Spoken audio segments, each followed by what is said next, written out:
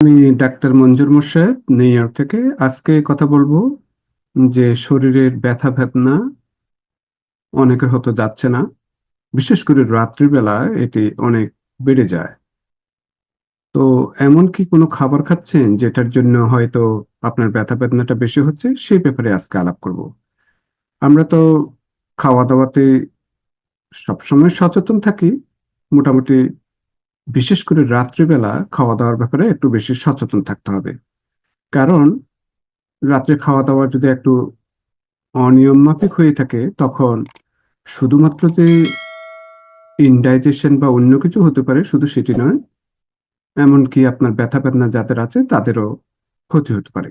তো সুতরাং আজকে কিছু খাবারের কথা বলবো যেগুলি আপনার ব্যথা বেদনাকে হয়তো কিছুটা নিরাময় করতে পারে। তো যে খাবারগুলি রাত্রে বেশি আহ ভাগের সময় এড়িয়ে চলবেন, সেটি নাম্বার ওয়ান হচ্ছে যে আটা ময়দা। আমরা সবাই মোটামুটি আটা বা ময়দার রুটি পছন্দ করে থাকি। বিশেষ করে যাদের ডায়াবেটিস আছে তারা তো হয়তো ভাতের পরিবর্তে আটা রুটি একটু খেতে পছন্দ করেন।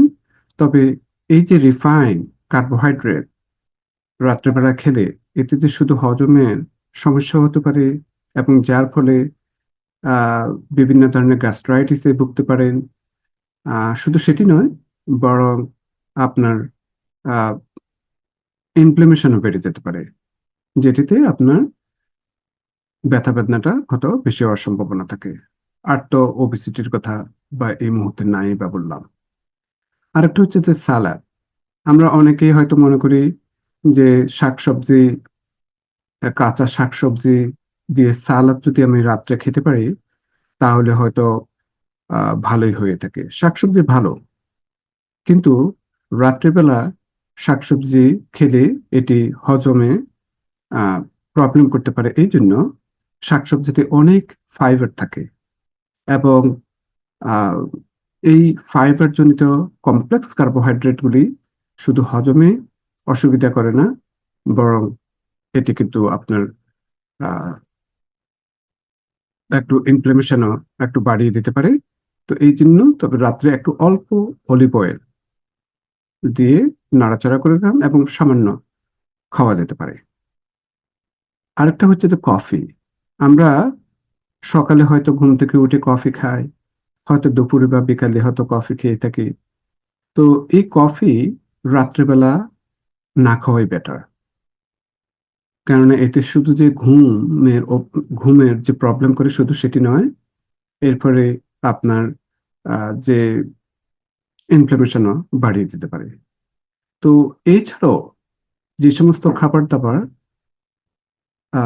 পেইন কে রাত্রিবেলায় আরো ওয়ার্স করতে পারে, তাদের মধ্যে সুগারি ড্রিঙ্কস, ফ্যাটি ফুডস, তারপর অ্যালকোহল, লার্জ পোর্শন অফ যদি রেড মিট খেয়ে থাকেন, হ্যাঁ, তারপর রিফাইন্ড কার্বোহাইড্রেটের কথা তো বললাম, এবং নাইট শেড ফ্যামিলি জাতীয় কিছু ভেজিটেবল যেমন টমেটোস, পেপারস, এগ প্ল্যান্ট, এগুলো কিন্তু আপনার ইনফ্লামেশনকে বাড়িয়ে তুলতে পারে।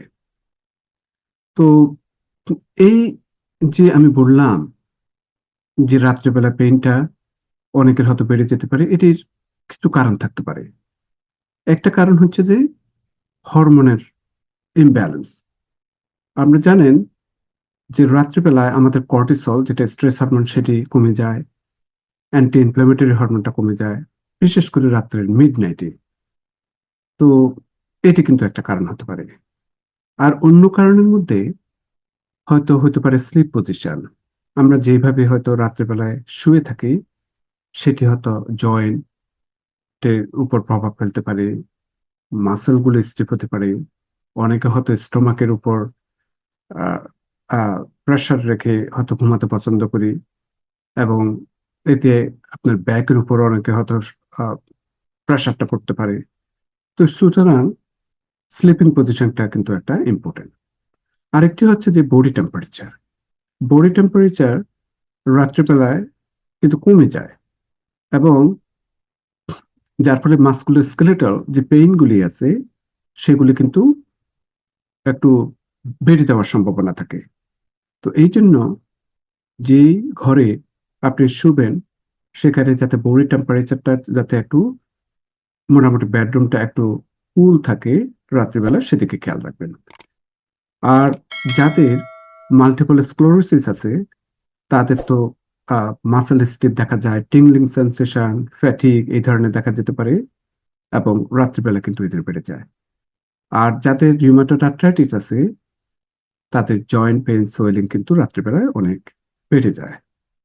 তো এই যে রাত্রিবেলা কিন্তু বডি এইকস এর বিভিন্ন ধরনের সিমটম থাকে, আমরা অনেক সময় সেটাকে বলি পেইন সমনিয়া, মিনস রাত্রিবেলায় পেইনটা বেড়ে যায়।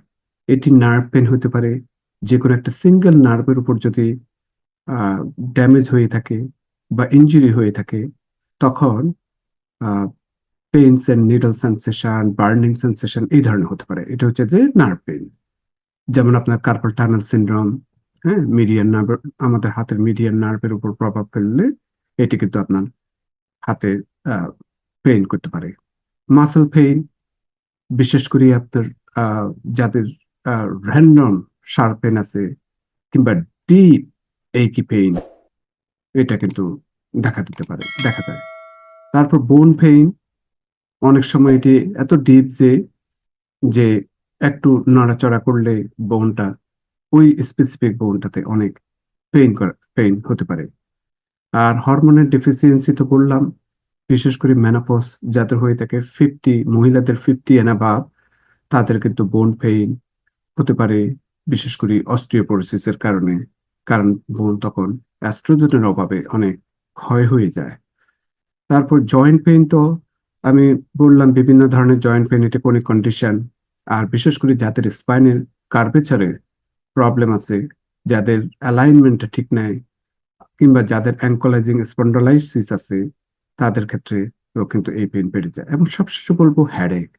হেডেক কিন্তু মাইগ্রেন হতে পারে, ক্লাস্টার হেডেক হতে পারে, এবং এটা নাইট টাইমে অনেকের কিন্তু বেড়ে যায়। বিশেষ করে যাদের বয়স 50 ইয়ার্স ওল্ড, তারা কিন্তু হয়তো রাত্রিবেলা এটি ভোগ করে থাকেন।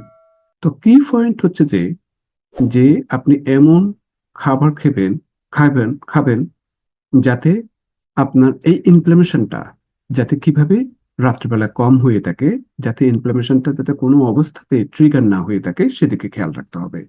এবং এই জন্য আমাদেরকে প্রসেস ফুড, রেড মিট এবং হাই স্যাচুরেটেড ফ্যাট থেকে দূরে থাকতে হবে। এবং at the same time blood sugar level যাতে রাত্রিবেলা যাতে হাই সুগারি ড্রিঙ্কস কিংবা রিফাইন্ড কার্বোহাইড্রেট, যেগুলো আমি যে আগে বললাম, সেগুলোর দিকে একটু খেয়াল রাখতে হবে। কারণ এই সময় সুগার স্পাইকটা কিন্তু বেড়ে যায় এগুলি খাওয়ার পরে, এবং leading to discomfort or even energy crash হয়ে থাকে।